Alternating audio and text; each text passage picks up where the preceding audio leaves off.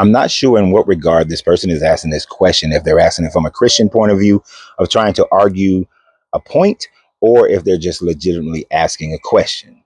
So because I don't know, I would just answer the question in the best way and most respectful way that I possibly can. They're asking about the 7-day week. Why do we have a 7-day week? Of course, the Bible says that God made the world in the first 6 days, and on the seventh day he rested. He said that you are supposed to keep the seventh day, which is the Sabbath, holy as a day of rest and worship of him. But what you should really consider is that in history, where did they get this idea from? And before you even consider getting that, where did they get that idea from? When you look at the world as a whole, there were the Romans who at one point had a 9-day calendar. There were the Egyptians who went from a 6-day to an 8-day to a 9-day and back down to a 7-day calendar. Many civilizations have had multiple days as far as calendars, and some civilizations didn't even have days in the sense that we would consider days, and they went more on a lunar monthly calendar. Whereas other civilizations had a 1 month being 9 weeks or 8 weeks, and some even 6 weeks. So the calculation of time has been something that has varied throughout the history of man. But let's stick with the Levant. Let's stick with the Mediterranean area that would have affected your Judaic writing. And in your Judaic writing, the further we go back and the furthest we go back, and what we still utilize today is the Sumerians. Yes, the Sumerian. There are math calculations that the Sumerians came up with back at that time frame, and that we still use today. And how we set up our time is based on them. Our initial setup of time is based on the Sumerians. It will be easier for me to demonstrate by using my hands, because my hands is what they used. You see, the Sumerians viewed the hand that it worked in line with nature, and that on your 4 fingers, you have 3 sections. And when they counted 1, 2, 3, 4, 5, 6, 7, 8, 9, 10, 11, 12. 12. And then they counted again. All the 3 parts of the finger, 24. Then from the 24, they get 36. From the 36, they get 48. And from the 48, they get 60. So the Sumerians were the first one to use 60 minutes based on naturally observing and looking at your hand. And so we got 60 minutes to an hour. And of course, the word hour comes from the Greek name of the god Heru, which is Horus. And so we have an hour and 60 minutes based on the Sumerians.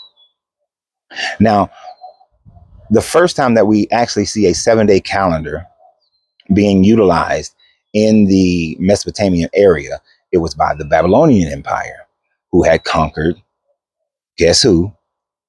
The Israelites. And from the Babylonians, it was established that they had a 7-day calendar. And in that 7-day calendar, the day of worshiping Marduk, or Saturn, or Enlil, depending upon which name you want to call him. But by this time frame, they had supplanted Enlil with Marduk. It was the worship on the Sabbath, was the Saturday. And so when the Israelite people came out of Babylonian captivity, they had learned the 60-minute hour that the Babylonians had learned from the Assyrians, that they had learned from the Akkadians, which they had learned from the Sumerians. And in learning that, they had the 7-day week. Now, they did have a 13-month calendar because they use a lunar cycle. And so the Israelite people developed a lunar calendar of 13 months, utilizing the 4 weeks pretty much, and a 7-day week. So it was not established by your God. It was established by the science of observation and connecting what they observed with nature to be able to determine that the earth revolves in roughly 24 hours, that it takes 364 and some change days to go around the sun. These things changed a lot. The Egyptians once had a 360-day year. The Babylonians had a 360-day year. The Romans flirted back and forth with the 360 to the 365. They flirted with the idea of ever so often adding an extra month, as well as until we got to the Gregorian calendar of adding a leap year. Time has always been something in flux. Time has always been something that is subjective to how much scientific data we have. But when this was written in Genesis around 400 BCE, roughly about 60 years after 100, well, roughly about 100, 130 years after leaving Babylonian captivity, it was what the Israelite people knew from their Babylonian captivities. It is not something that they developed on their own, because this was developed long before there ever was an Israelite. But I don't know the context of your question, but hopefully that answers it.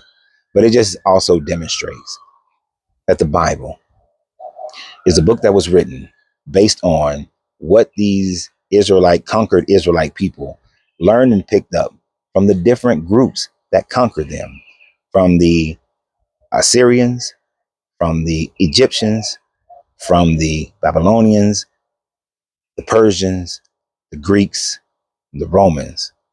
That is how Judaism and Christianity developed. It did not develop independently on its own. So y'all have a great day. And always remember, you have to free yourself to be yourself, because your greatness is non-negotiable. Good journey, good vibrations.